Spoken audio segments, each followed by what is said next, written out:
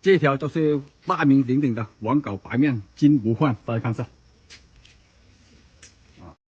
这么多中华田园犬之中，它是排在第一位的，也是最有代表性的。排在第二位的就是现在大家看到这种金虎斑啊，大家看清楚一点，因为它的斑纹呢像那个老虎的斑纹一样的，大家看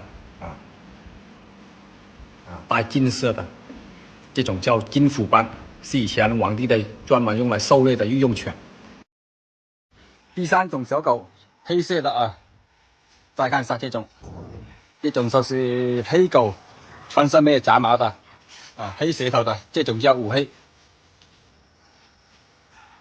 排名第四的啊，这种叫西洋通灵铁包金啊。大家也不要太迷信，传言这种狗啊最适合做大山的深处里面养的，懂的朋友都懂。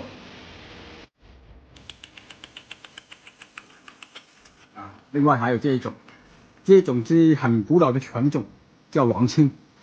狼青什么品种最好呢？最好是圆头短嘴小耳朵，黑舌头的。过来，过来看一下。这个就是黑舌头的，这种才是极品。它是排在第5位的。另外还有一种纯白色的中华田园犬，我们叫它五雀，因为它的体味是比较大的，所以没有上榜。